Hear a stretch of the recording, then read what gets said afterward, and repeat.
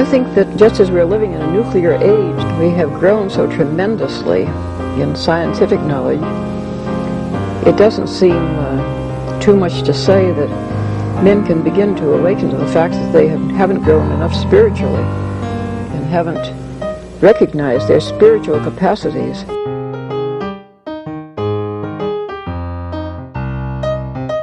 Once something like eating is death, then you've struck at the very heart of life. The enemy of the older radical theories may have been the ruling class, but today the stakes of whether we will reform ourselves into a new kind of human being, a new kind of society, whether we will find selves worth being, the stakes of it are simply life itself. A lot of the fun is in each test or each, thing that they do. So just to kind of like describe some of the general traits of narcissists, here are some of the big ones, I suppose. They are inattentive to others' reality as they don't have any empathy.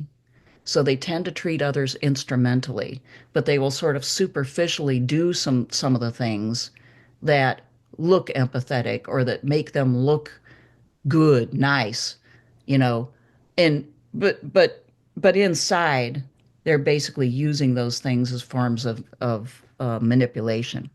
They seek validation constantly. So a great charge that they get out of these relationships with other people is their constant adoration and obedience. They want to be validated because, as I understand it, a lot of narcissists or narcissism is kind of like characterized by a deep inner sense of emptiness or inadequacy. So they're constantly seeking to be told by others how great they are. In order to get that validation too, they invalidate other people, belittle them, and insult them, and then expect them to say they're sorry and come back. They act entitled to every possible, benefit. So narcissists will, walk into a restaurant and demand that everything be done exactly the way they want. And then when one small thing goes wrong, they'll demand that everything be redone. They are defensive or conflictual.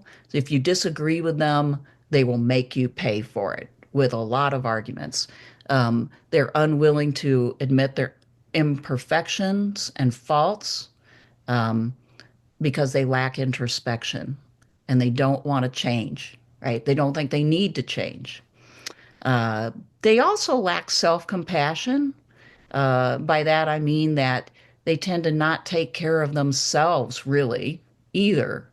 You might think of them as kind of like a drug addict, and their drug is power and domination and validation.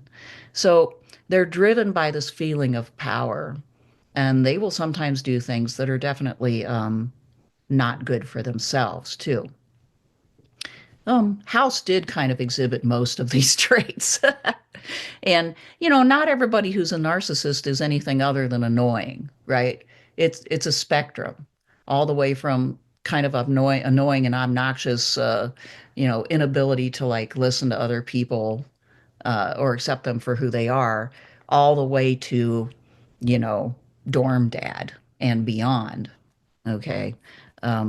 So everybody has somebody like this in their lives, and for the most part, they're not going to kidnap you and or try to get you to drink, Kool-Aid, but some of them do occasionally. So then you might ask yourself, why are people attracted to narcissists and narcissistic leaders? Because, as I said, these people tend to be somehow very dynamic and attractive. Why did those kids, you would expect those dorm kids to be like, why do I want your dad here? He needs to be gone immediately, right? This is not cool. But, once they were exposed to his personality, they really loved the guy and they wanted him to stay. So narcissists can seem extremely confident and authoritative. That is the external, mask that they put on. They often voice strong convictions and beliefs. They want to get people caught up in those. oftentimes, if they're the type that start cults or cult-like behavior, they have mesmerizing personalities. You don't know exactly why, this person is so mesmerizing, but they are, okay? And it's like you can't take your eyes off that person, right? There's something about them that, uh, oh, there's another word for this, magnetism, right? So, and also, they're just plain domineering. And most people just don't want conflict. And so when they're confronted someone who's pretty shamelessly like domineering, oftentimes people in the moment will just say, I don't really have the energy to deal with you. I'll just agree with you. But then that adds up. That's validating them. Then basically you've trained them to try again at a higher level, right? But it's normal for us to sort of have the attitude, gosh, I don't want to have a fight. Oh, what you're saying is I'm bull, but I don't care. Fine, you're right. So this is part of why they're able to do these things. Other people's low confidence, weakness, and drift creates opportunities for them to fill that vacuum. So, students away at college are a pretty good target because they are kind of a little bit adrift in the world, and they really don't know exactly what they're doing. So, if somebody that they think is cool comes along who can kind of take charge, that's attractive. And also, people want to be a part of something bigger, and a lot of times, this type of person lives large in some way. They may be very flawed, even, but they're flawed in a big way, and their lives seem to be dramatic. Like that, you could be a part of that drama, then you could also live large. And so, maybe some of their insults and their less positive traits are worth accepting because of that. So, yeah, they are attractive. And there is this element in human beings that really knuckles under pretty fast to authority. Um, when somebody acts like they know what they're doing and looks like they know what they're doing, other people will just assume that they know what they're doing. And so this, I think, is why people, enmeshed as they are afraid to encounter contrary ideas. They don't want to even acknowledge that this fear to themselves. They want to not think about those things because the price of leaving can be even worse than this. It can be even losing your job, your marriage, your friendships, all of your friendships. If you live in a small town, probably even more so, right? Because who else are you going to turn to? It's overwhelming. Um, so, there's good reasons, good real reasons why people hesitate to think contrary or to leave such situations. And I would say that that is cult-like. It's cult-like when you basically are so afraid of losing everything and all of your identity, right? If you disagree with the church leader, you are behaving in a cult-like way.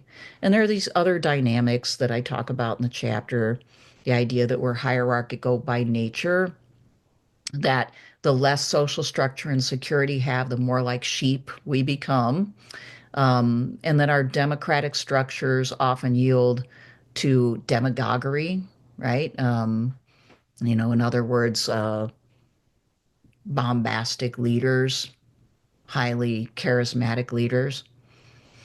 The idea that the larger the crowd, the more our independent reason is blunted. Some of these findings about human nature go back a long ways, and we really do kind of know this. We just don't want to really accept it sometimes. We are religious by nature, and our religiosity can be triggered by worldly leaders and movements. A lot of this book is about that as well. Um, on that, I say what I want to emphasize here is that the people in their crosshairs, that is, those leaders' crosshairs, whether watching on TV, participating in their social media mystique, or sitting in their pews, are being spiritually strong armed. The sources of power, psychological and spiritual in nature, that these figures use to influence people and win power are extremely difficult for people to resist. And resistance, when it does occur, brings instant pain and the loss of friends, family, connections, jobs, and identity. Openly saying that Fox News is lying can shatter one's entire social circle. This is the cross that many people endure every day, so enmeshed in it, they are no longer fully responsible for their religious and political decisions.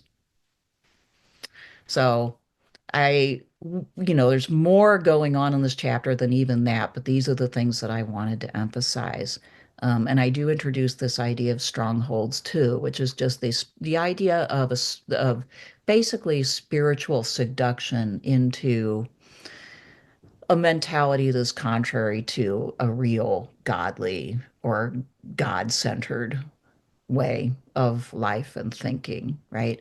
Roadblocks to that are put up, whether put up by human beings or by spiritual forces, depends upon your belief system. But they really are real. And I'm trying to argue that instead of condemning and calling people less intelligent because they may behave in a cult-like way, we need to realize that we all can do this, that we're all susceptible to it. They are not that different from us, whoever us and they may be.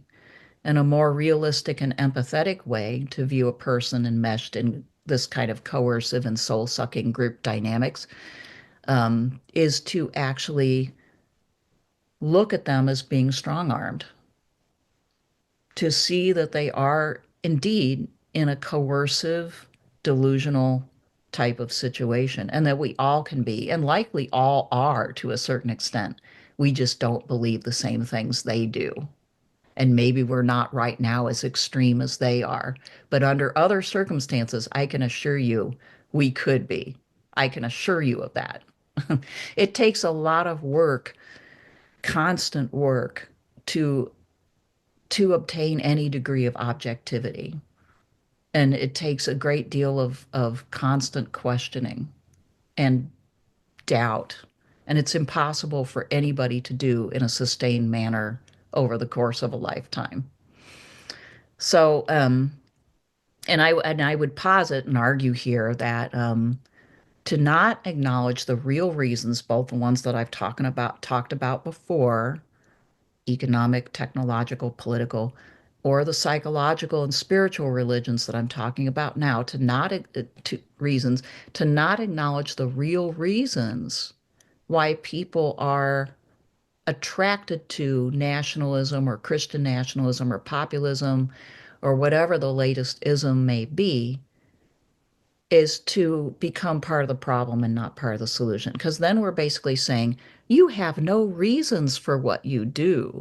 But they do have reasons. They may not be perfectly well thought out. They may be largely instinctual. Maybe some of them are supporting things that aren't even going to help them in the long run. But there are reasons. And to basically say, come at the situation by projecting the idea that they're just wrong-headed is acting much like the type of narcissists that I've been talking about tonight. It's like not having the level of introspection necessary to actually solve the problems of the people that you're trying to deal with as well as your own. So I think it's harder to feel empathy or sympathy for people who you strongly disagree with or you're threatened by. It is, but also that is what it takes to move forward somehow. I'm not saying that we can. I'm saying we ought to try.